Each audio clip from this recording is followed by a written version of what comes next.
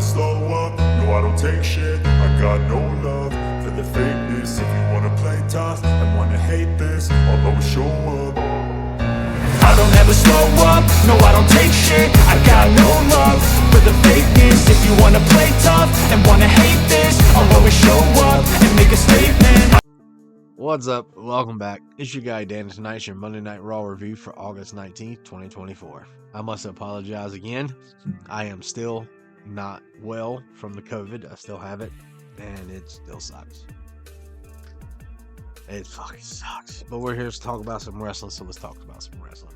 Tonight we opened up with Randy Orton and GUNTHER talking about them going to go back and forth fighting at Bash of Berlin, and Ludwig Kaiser tried to attack Randy Orton from the back, and Randy got the best of him, and then the both of them started to attack Randy. So that was going to set up another match for the end of the night. Next we got a nice little small banger of a match between Butch. I'm not calling him Pete Dunne. I'll call him Pete Butch, But Peach. Anything but Pete Dunne. It's gonna be Butch versus Sheamus.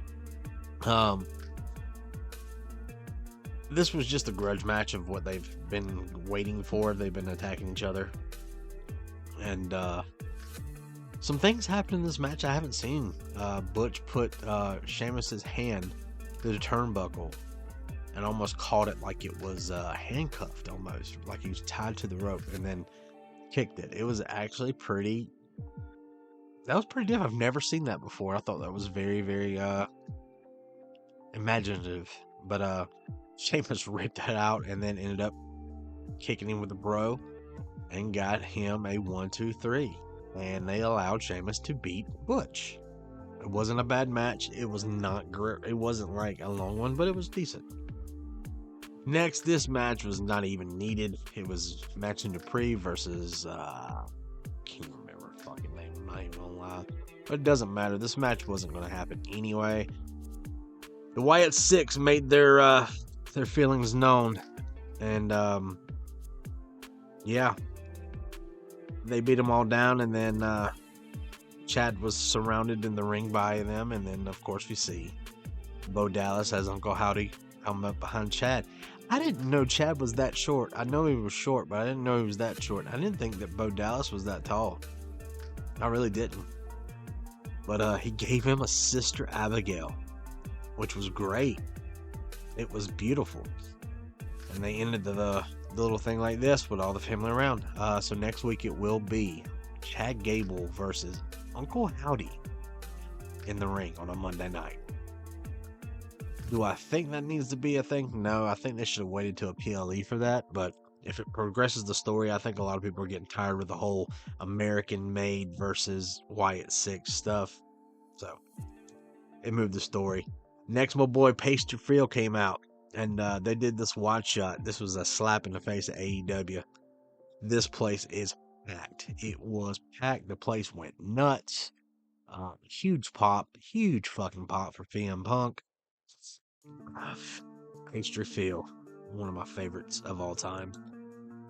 Basically, I called it last week. It's going to be a strap match, but I forgot. It's been so long since I've seen a strap match that I forgot that you have to basically hit all four corners. So you have to incapacitate them where they cannot move, and you have to basically keep their body with you, and you have to touch every single corner to win. Honestly, I think this is just a thing where they're going to use this where they can beat the shit out of each other with that leather strap. It's just for another banger, and I believe that it's going to have some fun. Drew did come down and told him he was a little nuts. Yeah, it was just weird. It was a weird promo for Phil too, by the way. He said something. He goes, I guess I'm the Taylor Swift of wrestling for men. Weird like comparison, but okay. I didn't understand it, but at the same time, it's Phil. Sometimes you just don't understand Phil. He talks crazy. Drew wanted to come down there and fight tonight. That didn't happen, but it's a good little feud. I told you, it's going to be the summer of Punk. Punk and Drew are going to fight. This will be match 2 for them. They're going to end it in bad blood, probably in a Hell in a Cell match or some kind of weird match where it's going to be bloody. But I was entertained by the promo on both sides. And next we got the Teenage Mutant Ninja Turtles hanging out with the New Day with Odyssey Jones, and Xavier's not happy.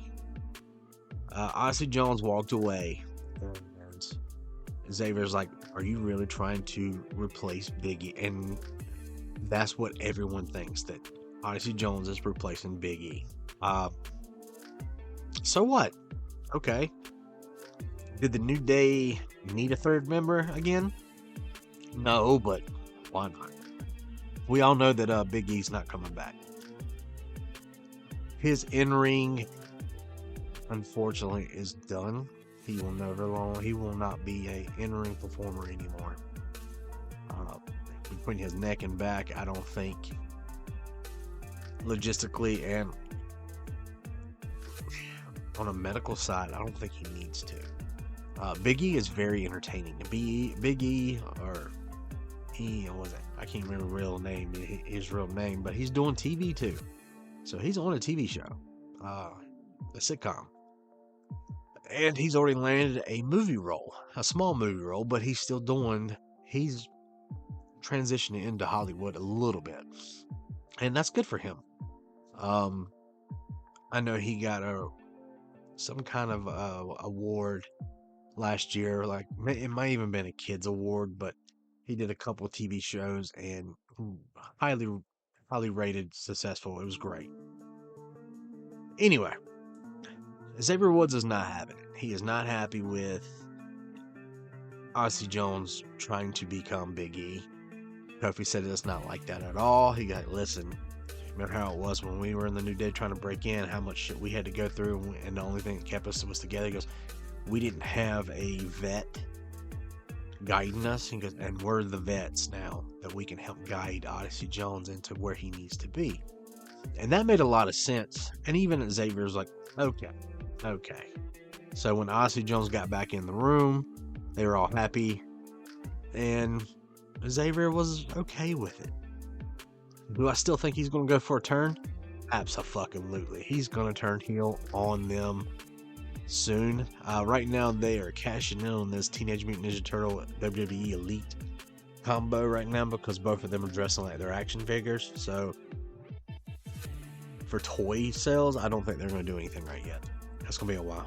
Next, we got The Miz versus Bronson Reed.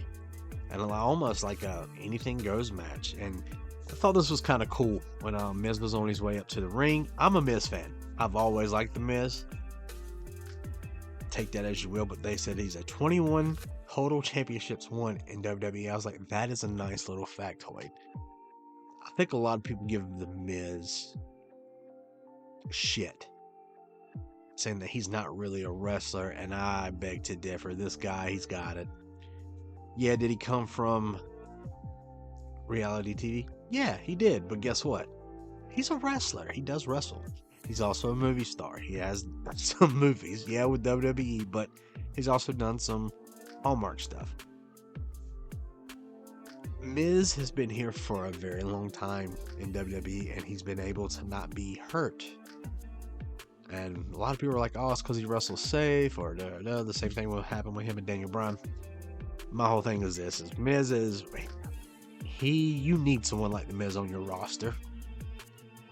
He plays so many good parts on this. This match did not make Miz look like a bitch. He got offense in, it looked great, but Bronson Reed's a maniac, and he destroyed the Miz. At the end, got the 1, 2, 3. Bronson Reed was about to destroy him by giving him more and more tsunamis. And then we heard some familiar music.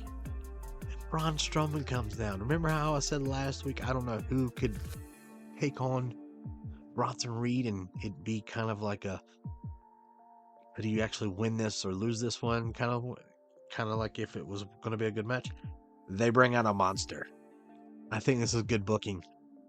because Bronson's not scared of him. Bronson was laughing. Look at this face. This was he looks like a kid in a candy store. He was so fucking happy, but it's hilarious to me. And then we got Dom called out.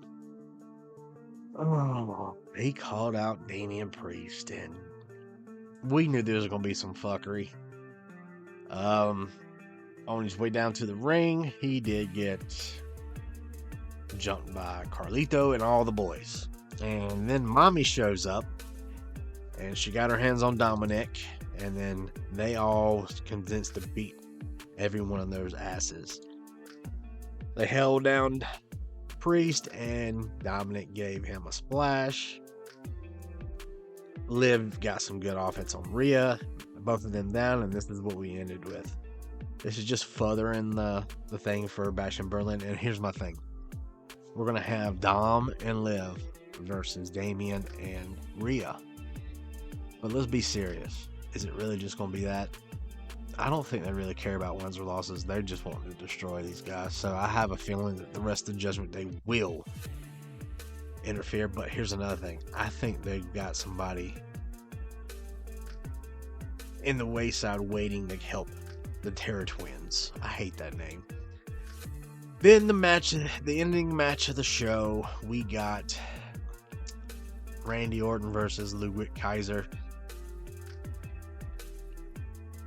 Randy can have a fucking 8-star match with about anybody, but this kid is just not on his level. Gunther was out there. He interfered a little bit. It was a good match back and forth, but Randy did get the 1, 2, 3. And then after all that, yes, he was attacked by Gunther and Ludwig. So that was your Monday Night Raw for review. And last week, SmackDown beat it. I'm sorry, they beat it. I hope that SmackDown stays on that train. We'll see how it goes. Like I said, this match didn't suck. This Raw show didn't suck, but it wasn't that great either. So I was meh with it. So as always, guys, thank you guys for coming out. I'm sorry, I'm still sick. I don't feel that great. I'm just kind of rushing through this because I gotta get some sleep because I'm going to try to work tomorrow. Yeah, me. So as always, thank you for coming out, checking out the socials, checking us out on the podcast on Thursdays, and yeah, be good people. See ya.